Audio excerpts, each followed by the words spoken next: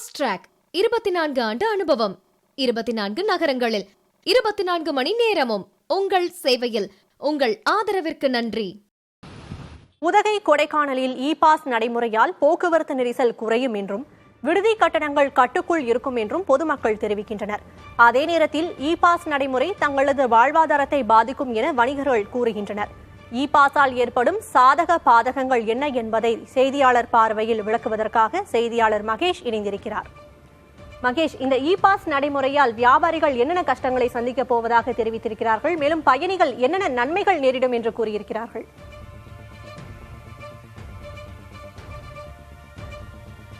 சக்தி, கொடைக்கானலில் இ-பாஸ் நடைமுறைக்கு வந்தால் தற்பொழுது ஒரு நாள் வார விடுமுறை தினங்களில் நாள் ஒன்றுக்கு 5000 வாகனங்கள் வரை வர வாய்ப்புள்ளது.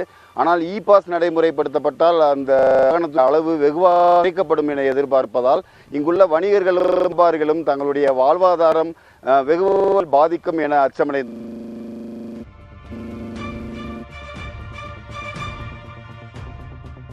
கட்டண விகிதம் என்பது சீசன் நேரத்தில் ஒரு கட்டணமும் சீசன் இல்லாத நேரத்தில் ஒரு கட்டணமும் என அனுமதிக்கப்பட்ட காட்டேஜ்களில் இல்லாமல் அனுமதி பெறாத காட்டேஜ்களில் இந்த மாதிரி கட்டண ஃப்ளக்சுவேஷன் என்பது இருந்து கொண்டுள்ளது.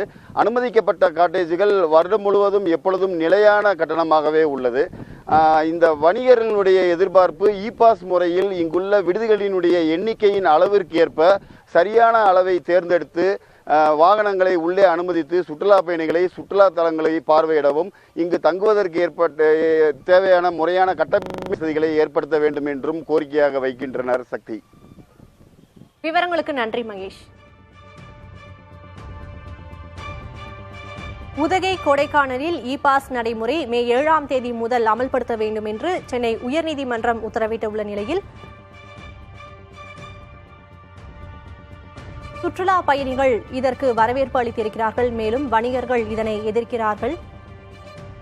சாதாரண நாட்களில் சூப்பர் டீலக்ஸ் ரூம்கள் 3000 ரூபாய்க்கும், சீசன் நாட்களில் 6000 முதல் 8000 ரூபாய்க்கும் வாடகை விடப்படுவதாக கூறப்படுகிறது. மேலும் டீலக்ஸ் ரூமில் 2000 ரூபாய்க்கும், அதாவது சாதாரண நாட்களில் 2000 ரூபாய்க்கும், சீசன் நாட்களில் 4000 முதல் 6000 ரூபாய்க்கும் வாடகை விடப்படுகிறது.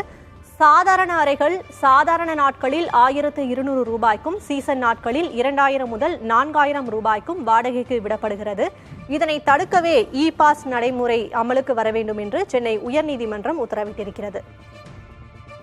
ஃபாஸ்ட் ட்ராக் 24 ஆண்டு அனுபவம், 24 நகரங்களில் 24 மணி நேரமும் உங்கள் சேவையில்.